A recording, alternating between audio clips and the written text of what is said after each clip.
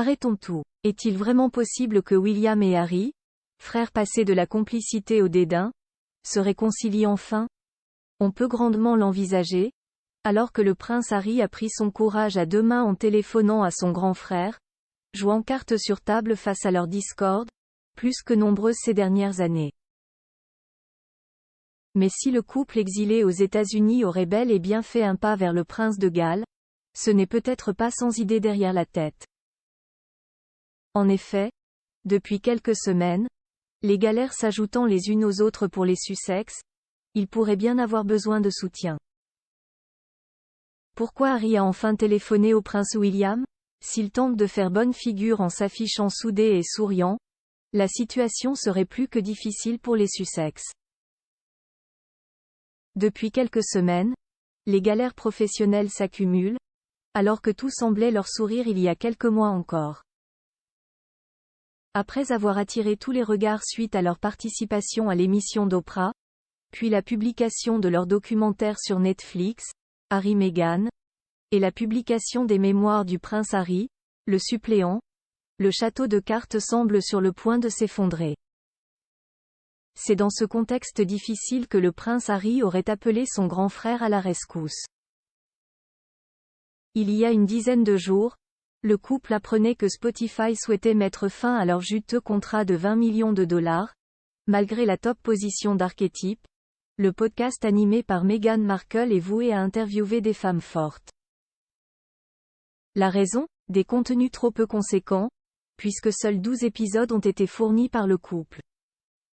Le prince Harry avait bien tenté de proposer d'autres projets aux géants du streaming, mais ses idées saugrenues n'ont pas trouvé preneur. Alors que la séparation avait été décrite comme une décision commune, il semblerait que cela soit surtout une volonté de Spotify de se débarrasser du couple. Bill Simmons, responsable de l'innovation et de la monétisation des podcasts au sein de l'entreprise a, en effet critiqué le couple dans son propre podcast, les qualifiant d'escrocs.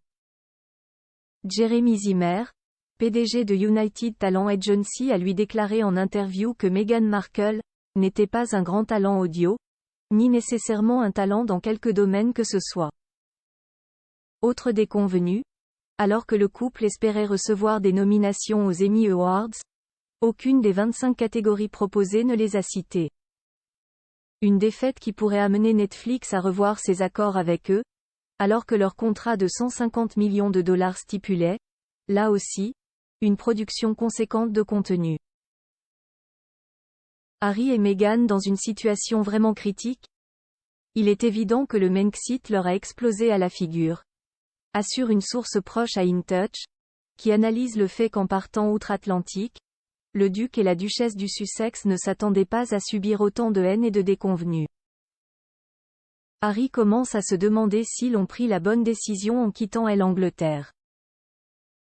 Il a même suggéré à Meghan Markle de revenir à Londres et à la famille royale, a ajouté la source, précisant que cette éventualité avait laissé la duchesse de Sussex plus que dubitative et effrayée. Et pourtant, elle va devoir se faire à cette possibilité, alors que Harry a admis avoir téléphoné au prince William pour faire une trêve et a dit à son frère que lui et Meghan seraient prêts à retourner à Londres, où il servirait le roi Charles III, ajoute la source. Si les choses continuent sur une même lancée, il n'est pas exclu que le couple et ses deux enfants doivent revenir vivre au Royaume-Uni, où ils auront la possibilité de bénéficier d'avantages, grâce à leur statut royal. Harry a besoin d'un plan B, a témoigné la source. Mais le roi Charles III acceptera-t-il de faire table rase du passé pour pardonner et se tourner vers l'avenir de sa famille?